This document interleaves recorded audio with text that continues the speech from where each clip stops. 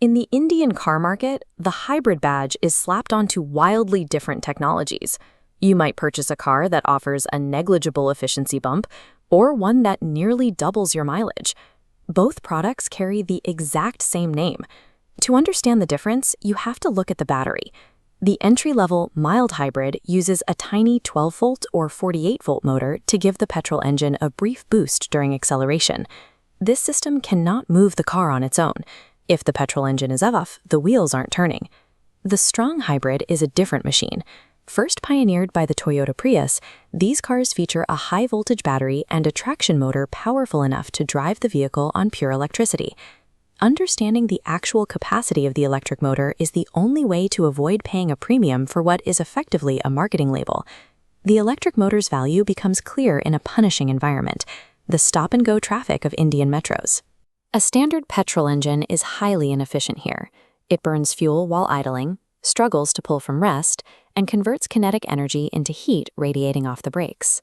Strong hybrids address these losses by automatically shutting the petrol engine off at a standstill. Fuel consumption drops to zero while the car is stationary, with the battery taking over all electrical loads. When you slow down, the electric motor reverses its role. It captures the energy that would normally be lost to the brakes and stores it back in the battery. Because the motor handles the crawling and the braking, city mileage can improve by 100% over a petrol-automatic. In a crawl, the hybrid SUV essentially becomes an electric vehicle. In gridlocked cities, the strong hybrid system eliminates the petrol engine's traditional losses, turning a high-consumption crawl into a period of peak efficiency. That advantage shifts as soon as you move from the urban crawl to an open expressway. At sustained speeds of 100 kilometers per hour, the electric motor provides very little assistance, forcing the petrol engine to do almost all the work. On the highway, the hybrid's hardware becomes a weight penalty. The car is carrying 70 to 100 kilograms of extra battery and motor weight that a standard petrol car simply doesn't have. This changes the data. While the hybrid still beats a standard petrol car on the highway, the gap shrinks from a 100% advantage in the city to a much smaller margin at speed. A strong hybrid's superiority is tied to its environment. For drivers who spend most of their time on open highways, the fuel savings rarely justify the added cost of the technology. There is a third tier of electrification designed for the driveway, the plug-in hybrid, or PHEV.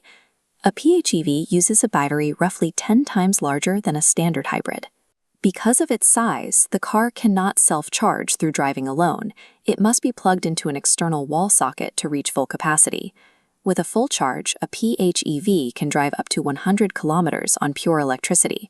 For most daily commutes, it functions as a full EV, only switching to petrol for longer road trips. However, high manufacturing costs and heavy tax slabs in India mean these remain luxury imports. For the mass market, the self-charging strong hybrid remains the only viable path to electrification. The primary hurdle for any hybrid buyer is the price. A strong hybrid typically costs 2.5 to 4 lakh rupees more than a comparable petrol-automatic SUV. A petrol-automatic costs 7 rupees 62 paise per kilometer. A strong hybrid costs 4 rupees 68 paise, saving nearly 3 rupees per kilometer. Driving 1,500 kilometers a month pays off the initial premium in under 5 years.